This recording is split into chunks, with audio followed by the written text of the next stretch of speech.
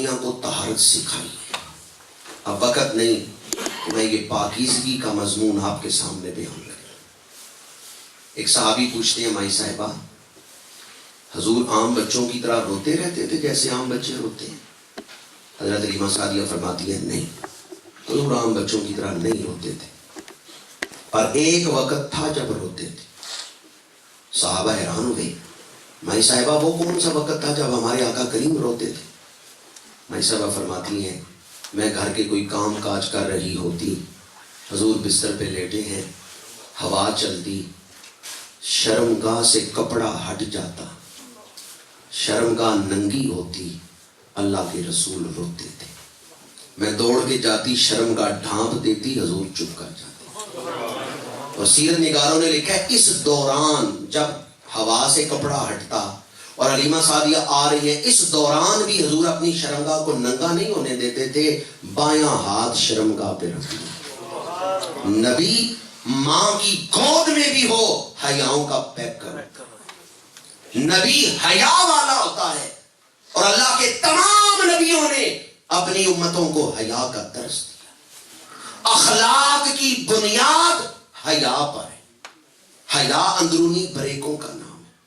جس گاڑی کی بریکیں نہ ہو ایکسیڈنٹ کسی وقت بھی ہو سکتا ہے، اور جس بندے کے اندر حیا نہیں وہ کوئی بھی برا کام کر سکتا. حضور کی حدیث مبارک ہے حرمت النار علی ثلاثۃ اعین، عین بکت من خشیت اللہ، وعین سہرت فی سبیل اللہ، وعین غدت عن محارم اللہ. فرمایا 3 آنکھوں پر اللہ نے دوزخ کی آگ حرام کر دی. ایک وہ آنکھ جو خوف خدا سے روئے، ایک وہ آنکھ جو اللہ کی یاد میں جاگتی ہے، اور تیسری وہ آنکھ جو بے حیائی سے رک جاتی.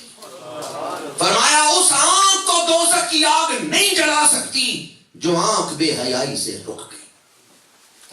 اور ہمارے قومی شاعر علامہ اقبال نے حدیث کا ترجمہ کیا.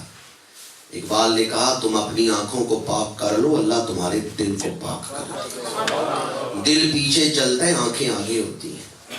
اندھے کا ہاتھ کوئی آدمی پکڑ لے اور ہاتھ پکڑ کے چلنا شروع کر دے تو اندھا تو پیچھے ہی چلے گا، چاہے چلانے والا اس کو کنویں میں پھینک دے. اندھے کو کیا پتا کہ کنواں ہے. دل پیچھے ہے، آنکھیں آگے ہیں.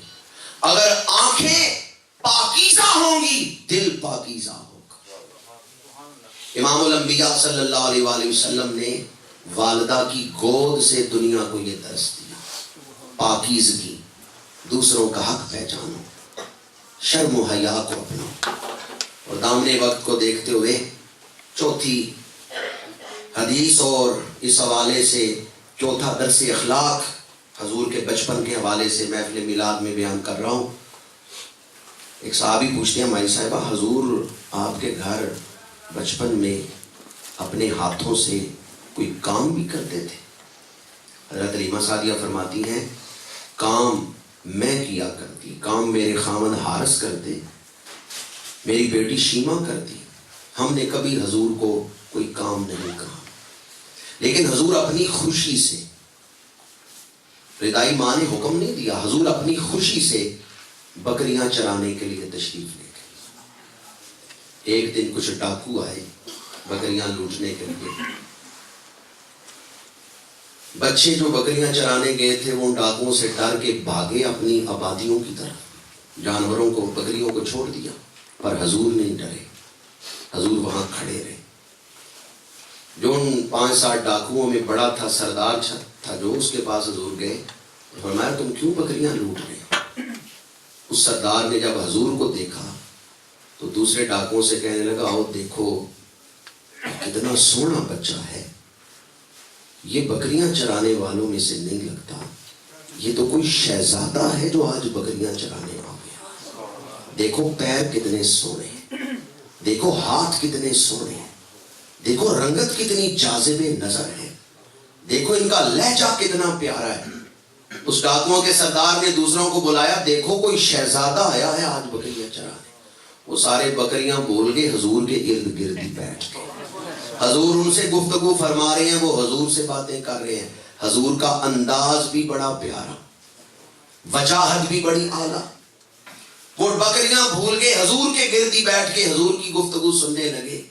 اتنی دیر میں جو بچے ڈر کے آبادی کی طرف گئے تھے نا، انہوں نے گھر جا کے بتایا کہ ڈاکو آئے ہیں بکریاں لوٹنے. گھروں میں جو بڑے آدمی تھے وہ لاٹھیاں لے کے سوٹیاں لے کے دوڑے کہ چل کے بکریاں چھڑائیں.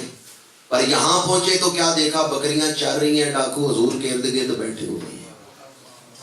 یہ جو ڈنڈے لے کے آئے تھے ڈاکوؤں کو مارنے لگے تو حضور نے منع کر دیا، فرمایا ان کو نہ مارو، یہ کون سا تمہاری بکریاں لے گئی ہیں؟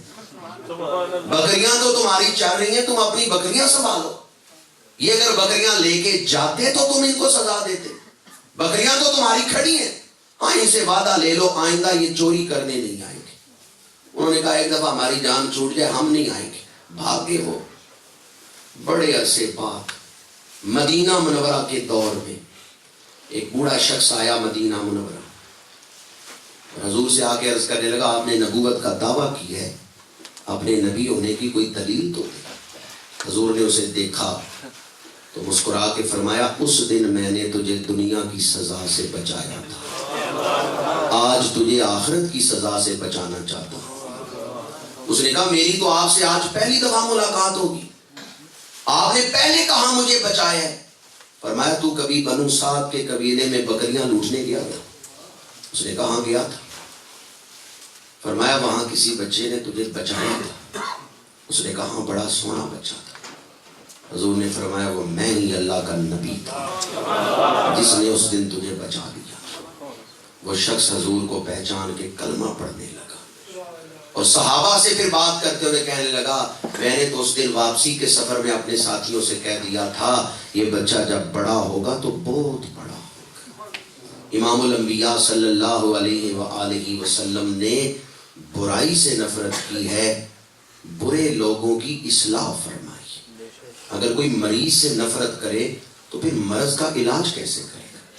ڈاکٹر کو مرض سے نفرت ہوتی ہے، مریض سے نفرت نہیں ہوتی. حضور رحمت للعالمین بن کے آئے، حضور نے اپنے اخلاق سے دشمنوں کے دل بھی جیت لیے. اور میں یہ آپ کے سامنے آج اس محفل میلاد میں حضور کے بچپن سے یہ پیغام اور یہ درس عرض کرنا چاہتا ہوں. ہمارے آقا کریم کا اخلاق ایسا تھا کہ دشمن بھی حضور کے غلام بن گئے، اور ہمارا اخلاق آج ایسا ہے کہ سگے بھائی دشمن بن جاتے. ہم حضور کے امتی ہیں تو ہمیں حضور کے اخلاق حسنہ کو اپنانا چاہیے.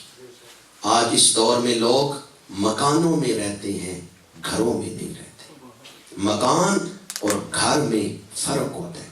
مکان دیواروں سے بن جاتے ہیں، مکان چھت ڈالنے سے بن جاتے ہیں، مکان فرنیچر رکھنے سے لائٹیں لگانے سے بن جاتے ہیں، پر گھر رشتوں کے احترام سے بنتے ہیں. مکان سیمنٹ سے، بجری سے یا لکڑی سے بن جاتے ہیں، پر گھر بنانے کے لیے اچھے اخلاق کی ضرورت ہے. حضور نے ارشاد فرمایا جو چھوٹوں پر شفقت نہ کرے اور بڑوں کا ادب نہ کرے وہ ہم میں سے نہیں.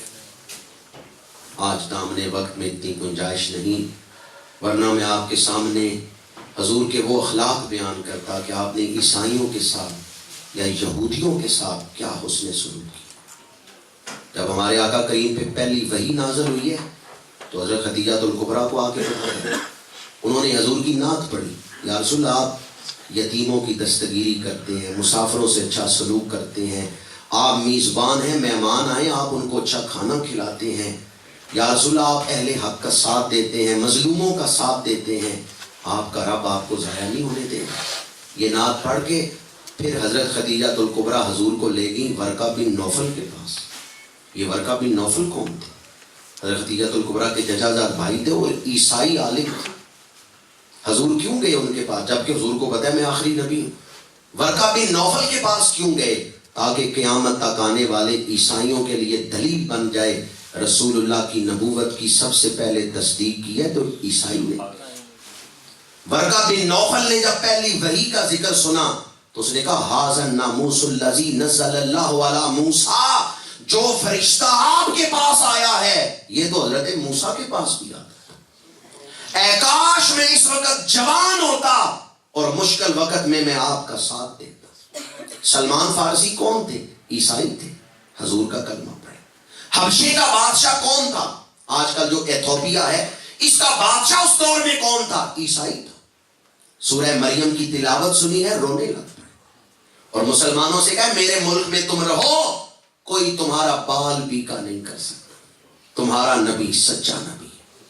ہمارے آقا کریم صلی اللہ علیہ وآلہ وسلم کو اس دور کے بادشاہوں نے، روم کا بادشاہ کیسر، اس نے جب حضور کا خط پڑھا تو ابو سفیان کو اپنے دربار میں بلایا اور کہا جس نبی پر وحی نازل ہو رہی ہے، جن کا خط میرے پاس آیا، ان کا خاندان کیسا ہے؟ ابو سفیان نے کہا ان کا خاندان ہمارے خاندانوں میں سب سے اعلیٰ خاندان. کیسے روم نے کہا اس نبی نے کبھی جھوٹ بولا ہے؟ ابو سفیان نے کہا نہیں، کبھی انہوں نے جھوٹ نہیں بولا. حضور کی شانیں سننے کے بعد کیسے روم نے کہا اگر میں مدینہ منورہ جا سکتا ہوتا تو محمد عربی کے پیر دھو کے پانی پیتا. اس لیے نہیں کہ کوئی دنیاوی غرض ہے، بلکہ اس لیے کہ وہ اس لائق ہے ان کے پیر دھو کے پیے جائیں. اس دور کے بادشاہوں نے امام الانبیاء صلی اللہ علیہ وآلہ وسلم کی عظمت کو تسلیم کیا. اس دور کے عیسائی عالموں نے، جن میں سے 3 کی مثال میں نے دی ہے، سلمان فارسی، ورقہ بن نوفل اور حبشے کا بادشاہ جس کا نام اسلمہ تھا، نجاشی جسے ہم کہتے ہیں، وہ خود عالم بھی تھا عیسائی، اور اس کے دربار میں عیسائی پادری بھی بیٹھتے تھے. 7ویں پارے کی پہلی آیت پڑھ کے دیکھیں، حضرت جعفر طیار قرآن پڑھ رہے ہیں، عیسائی عالم سن کے رو رہے ہیں. مسلمانوں، ہم اللہ کا شکر ادا کرتے ہیں، اللہ نے ہمیں امام الانبیاء کا امتی بنایا ہے. میں بس آپ کی خدمت میں یہ عرض کروں گا، آپ خوش نصیب ہیں، اللہ نے آپ کو صرف دنیا نہیں بلکہ دنیا اور دین دونوں عطا فرمائے ہیں.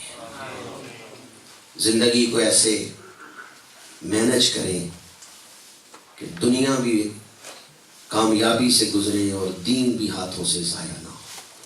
بس ساری تقریر کا پیغام حضور کی ولادت سے کہ حضور کیوں دنیا میں تشریف لائے، ایک ہے مقصد زندگی کہ جس مقصد کے لیے اللہ نے ہمیں زندگی دی ہے، اور ایک ہے ضروریات زندگی.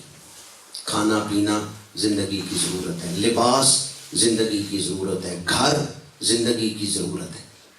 ضروریات زندگی اور مقصد زندگی، ان دونوں میں توازن رہے تو زندگی کامیاب. کہ ضروریات زندگی کو حاصل کرتے ہوئے بندہ مقصد زندگی کو بھول نہ جائے تو زندگی کامیاب. اور اگر ضروریات زندگی تو مل گئی پر زندگی کا مقصد ہاتھوں سے نکل گیا تو ضروریات زندگی کو حاصل کرنے کا کیا فائدہ؟ آج کتنے لوگ ایسے ہیں جن کے پاس ضروریات زندگی موجود، مکان اعلیٰ موجود، لباس اعلیٰ موجود، دولت بڑی موجود، پر مقصد زندگی ان کے پاس موجود ہے. حضرت علی شیر خدا نے میدان عرفات میں دعا کرتے ہوئے کہا مولا جس نے تجھے پا لیا اس نے کھویا کیا ہے، اور جس نے تجھے کھو دیا اس نے پایا کیا. حضرت علی شیر خدا کی دعاؤں میں سے ایک دعا ہے، میدان عرفات میں آپ عرض کرتے ہیں مولا جس نے تجھے پا لیا اس نے کھویا کیا ہے، اور جس نے تجھے کھو دیا اس نے پایا کیا. یہ جو کچھ آپ یہاں کر رہے ہیں ضروریات زندگی کو حاصل کرنے کے، اور اگر دنیا کی ضروریات مل گئی اور زندگی کا مقصد نہیں حاصل ہوا، جس کے لیے اللہ نے ہمیں زندگی دی ہے وہ مقصد نہیں حاصل کیا، تو ضروریات زندگی کو حاصل کر کے انسان ہمیشہ رہنے والا سکون نہیں حاصل کر سکتا. بس دعا کریں اس محفل میلاد کے صدقے اللہ ہمیں دونوں چیزیں عطا فرمائے، مقصد زندگی بھی پورا کرنے کی توفیق دے اور ضروریات زندگی بھی اللہ باعزت طریقے سے عطا فرمائے. جو مقصد زندگی کی طرف توجہ رکھتا ہے اللہ اسے ضروریات زندگی بھی باعزت طریقے سے عطا فرمائے. اگر کوئی آپ کے دوستوں میں، ملنے والوں میں، واقف کاروں میں نشے کا عادی ہو اور مقصد زندگی سے دور ہو چکا ہو تو ایک لفظ ہے یا کعبے تو 5418 دفعہ پڑھ کے پانی پہ دم کر کے قمیض پر چھاتی والی جگہ چھڑک دے. جب آدمی وہ قمیض پہنے گا تو اس کے دل میں نشے سے نفرت پیدا ہو جائے گی. یا کعبے تو، کعبے تو کا مطلب ہے روکنے والا، اور یہ اللہ کا نام ہے. دعا میں پڑھ رہا ہوں عربی کی وجہ سے، ورنہ اردو میں ہم جسے مریض کہتے ہیں نا تو زواد پڑھتے ہیں، وہ عربی میں آئے تو دعات بن جاتا ہے، ولدالین یا کابی تو، اور عدد ہے 5418 دفعہ پانی پہ پڑھ کے دم کر لیں، اور مریض کی چھاتی پر، قمیض پر جب گھر میں کپڑے کوئی تیار کرے تو قمیض پہ وہ پانی چھڑک دے. اور اسی طرح اگر رزق کے حصول کے معاملات میں پریشانی ہو تو یا اللہ یا باسط تو یا رزاق 100 دفعہ صبح و شام پڑھے. تو یہ بڑا ہی بابرکت وظیفہ ہے. باسط کا مطلب ہے کھلا رزق عطا کرنے والا، وسعتیں عطا کرنے والا. یا اللہ یا باسط یا رزاق. درود شریف کو اپنی زندگیوں کا وظیفہ بنا لیں، اس سے زندگی میں سکون بھی آتا ہے اور حسن بھی. کی محمد سے وفا تو نے تو ہم تیرے ہیں، یہ جہاں چیز ہے کیا لوح و قلم تیرے ہیں. کیونکہ 10 بجے تک ہی محفل تھی اور 10 ہو چکے ہیں، اس لیے میں اپنی گفتگو کو یہاں ہی سمیٹتا ہوں. سلام کا ایک شعر ہم پڑھ لیں اور اس کے بعد دعا کریں. وما علینا